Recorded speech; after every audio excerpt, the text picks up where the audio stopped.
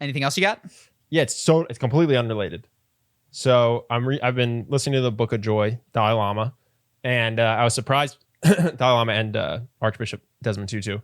I was surprised. Obviously, they didn't come up with this, but the author puts together 8 pillars of joy from the conversation, which I didn't think they'd get this prescriptive, which I thought was interesting. So I was like, oh, maybe if I just try to maximize these 8 things, then I'll have like inner peace and joy. And I was curious if any of them pop out to you as surprising or as particularly like the more difficult ones, or if you think something's missing. There's 8, so it's gonna be a little bit hard to keep track of. But if you don't have any thoughts on it, we can just skip it. But I just thought it was interesting. Fame, yeah, money. The Dalai Lama, 8 pillars of joy: sex, money, drugs. Yeah, him and Jordan Belfort actually very similar list. So he splits them into mind and heart. Okay, which might just make it easier to remember. So mind is perspective, humility, humor, acceptance. Okay. Heart is forgiveness, gratitude, compassion, generosity. And I think that basically the thesis is if you ever find yourself unhappy, you've lost one of these 8 things. Like if you had all these 8 things at a 10 out of 10, you would just never experience suffering. You could experience pain, you shatter your bone, but you would not, to the extent you lay awake at night worrying about something or are sad about something that happened in the past or that might happen in the future or have anger of any kind. Basically, my impression is it means one of these 8 things or several of these 8 things have been lost to you. Yeah. I mean, they sound comprehensive. I had expected more prescriptive things like eat meals with friends or spend time in exercise, but so this was something I was actually going to bring up later. The Dalai Lama does actually emphasize friendship much more so than romantic relationships or external success. But I think that their philosophy is that you should be able to experience joy independent, even with no friends, because you just can go about your day with no human interaction, or you can be super present for the 10 minutes you're talking to a barista and have a human connection that goes beyond that this person's job is to bring you coffee. Yeah. You know what I mean? Yeah. So I actually think that what they would say is that you can have a joyful life with humans coming in and out of your life that aren't necessarily long-term relationships of any kind.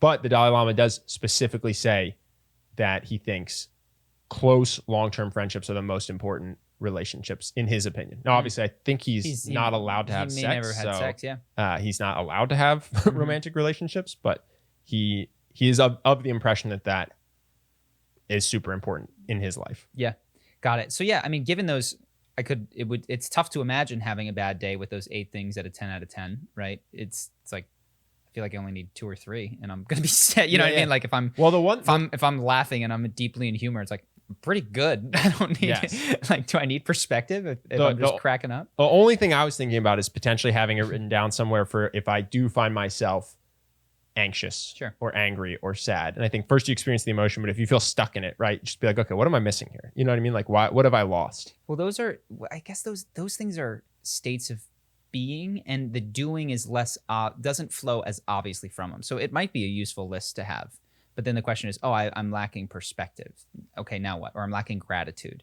How do I get that? Is then the question. And maybe from that list, there flow a handful of suggestions or things or...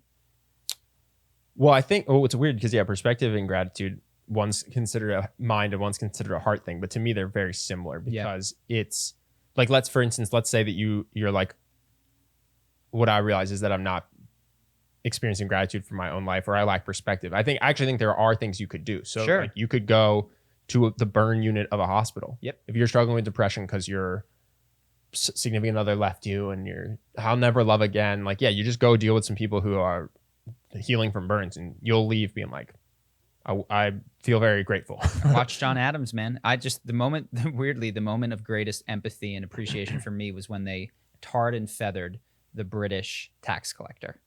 And I was like, here's one dude in a mob, and this definitely happened in various forms, where the mob strips him naked, like Khal Drogo, boiling tar on him, and then throws feathers, and as he's dying or dead, like carries him around. It's just, I haven't been close to that. Yeah. So, wow, like what a blessing to not have that going on. No, so yeah, I imagine. I mean, I think there are actions you have to take to flow to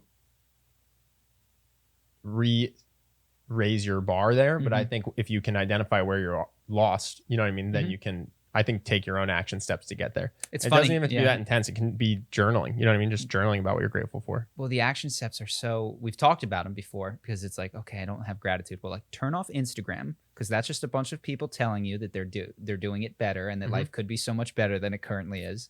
Yeah, and read a historical novel or like watch a video about what's going on in a third world country or any of that kind of stuff. Yeah. Who's the guy? I forget that he talks to people who are burn victims, or he's got a YouTube channel. Oh, wow. Special Books by Special Kids. That is ridiculously good for compassion, gratitude. That sets you straight every single time. Very good channel. Yeah. So yeah, I just thought it was interesting. If I can keep them, there's too many to remember. Honestly, I wish it were like $4, but honestly, with 4 you'll be fine. Just pick your favorite 4. Yeah, you're gonna be okay. Hope that you guys enjoyed that clip. If you want to see more like this and have us do more podcasts, we are 100% funded by our generous patrons. And if you'd like to contribute, there's a link in the description, and we'll have one pop up on the screen right here so that we can do more podcasts where we have fun conversations and hopefully some deep ones like this. Either way, hope that you enjoyed the video, and I will see you in the next one.